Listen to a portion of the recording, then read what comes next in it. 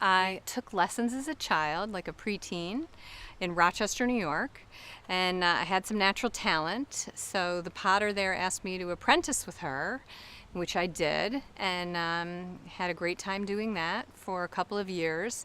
And so I bought a wheel and 500 pounds of clay and set up a studio in my basement.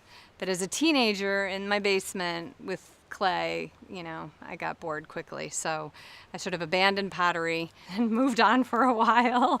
And then came back around when I turned 40. I've always wanted to make pots again. And so anyway, I found a teacher in Troy and got back on the wheel and found out my talent was still there, which was thrilling. I think I started crying, and I just have stuck with it ever since. So it's been about 16 years I've been back at it. And we opened the shop, I think, in 2002-ish. So yeah.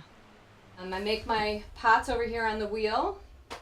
Everything I do is wheel thrown pottery, stoneware, high fired, which means the kiln goes up to 3,200 degrees. And the kiln is out back that I fire in, and her name is Lucille. So that is Lucille. My old kiln. I bought it used. It was brought down from Glens Falls, very delicately. This stuff is pretty fragile, but in spite of its rugged appearance, it fires like a champ. So it takes about 10 hours from beginning to end to fire the kiln. And basically I have to sort of be with it all day, check it every half an hour to an hour to make sure the temperature is rising at a proper rate, and that the reason I do gas firing is you can do something called reduction, which starves the flame of oxygen. So to keep the flame going, the gas looks for oxygen in other places, so it goes into the clay body and the glaze, and it literally pulls oxygen molecules out. So there's a chemical reaction that goes on in here, and that's what helps create a lot of the colors that we get.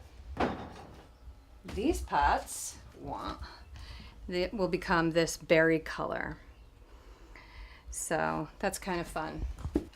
So all this pottery, actually everything on this table is a custom order, but the rest of the pottery will be put in my shop eventually for sale. So I have a shop out front right here on the property, and that's open on most weekends.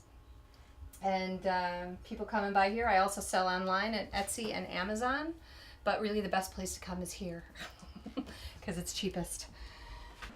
I guess what I get surprised about most is that here I am, this potter out in the middle of this rural area, and how many people stop in and drive by and have become really loyal customers and love coming. You know, they'll make a whole day of it. So they'll come out to Schoharie and they'll come here, they'll go to the Carrot Barn or the Apple Barrel or the Hive, you know, and visit other local shops and have lunch, whatever, and they keep coming back. I think people are really inspired by the beauty of this area, and so that's been really fun. And having a shop here, you know, just sort of adds to their delight as they come through.